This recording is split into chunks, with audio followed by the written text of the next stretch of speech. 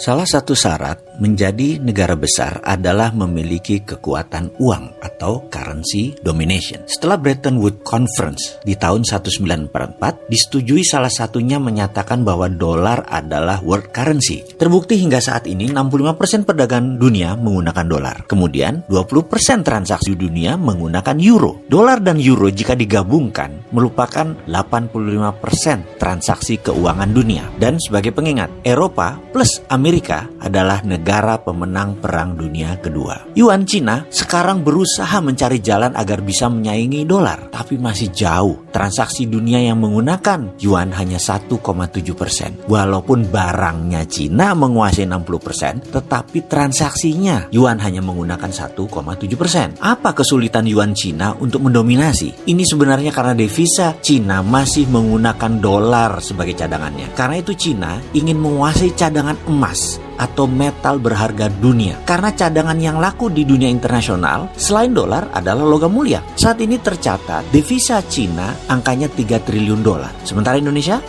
angka cadangan devisanya adalah 120 billion dolar. Yang terbanyak dolar tersebut dipegang swasta lagi. Dari 120 billion itu, kita juga belum tahu sudah dihitung dengan hutang nasional belum. Alias kalau kita bayar hutang tersebut, jangan-jangan cadangan devisanya nol. Kembali topik bahasan, yaitu currency domination. Ada hal yang di Baltimore, Amerika sering lakukan, yaitu simulasi currency warfare oleh Pentagon. Simulasi currency warfare itu banyak jurusnya. Misalnya di tahun 1977, 1981, ini malah bukan simulasi. Dolar ditebas hingga 50% nilainya. Dalam taktik perang, dolar tadi menggunakan strategi yang namanya dollar reset value. Ini bagian dari currency warfare. Selain mereset value-nya, ada juga strategi lain, yaitu dolar fisiknya diganti. Kalau fisiknya diganti, ya nilainya ikut diganti. Misalnya, mata uang dolar sekarang diganti dengan mata uang yang baru dan nilainya tinggal 50%, katakan. Amerika bisa melakukan itu, bisa buat dolar baru. Bagi Amerika, nggak ada masalah karena cadangan dia 78%-nya kuat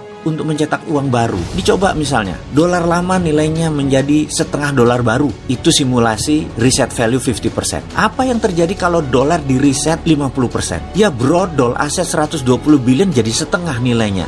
Yang tadinya bisa menghidupi 6 bulan kebutuhan bangsa Indonesia, sekarang cuma 3 bulan. Setelah itu kering dan pasti chaos di mana-mana. Dan apa yang terjadi dengan Cina? Sama persis seperti Indonesia, hanya impact-nya tidak sebesar Indonesia. Mengapa? Begini sederhananya. Kalau kita hidup punya tabungan besar, kita bisa hidup dari dividen tanpa gaji bulanan atau tanpa punya income bulanan. Tetap kita bisa hidup karena tabungan kita besar. Kita bisa invest kemana-mana. Atau sebaliknya, gaji kita bulanannya besar, pendapatan lain-lainnya besar. Kita taruh di saham, punya properti, kita punya multi streaming of income yang besar. Maka walau tanpa tabungan yang besar, kita tetap hidup layak. Cadangan devisa itu adalah tabungan deposito. Surplus trade balance itu multi streaming income. Indonesia cadangan devisanya besar nggak? Kemudian kita tanya lagi, Indonesia perdagangan surplus nggak? Oke, kita jawab sendiri ya, urusan itu nanti ya. Cina bagaimana? Cina begitu currency warfare diterapkan oleh Amerika dengan mereset value dolar yang menerbitkan dolar baru, didiskon 50%, maka cadangan devisa Cina benar tinggal setengahnya. Tetapi karena trade balance Cinanya surplus, maka impact-nya tidak telak seperti yang didapat Indonesia. Karena defisit neraca perdagangan kita minus. Sudah itu cadangan kita kecil, kita kepukul. Kalau dipotong 50% kepukul, apalagi dipotong 80%, bangkrut Indonesia. Kembali lagi ke masalah kita. Karena kita tidak ingin hal itu terjadi,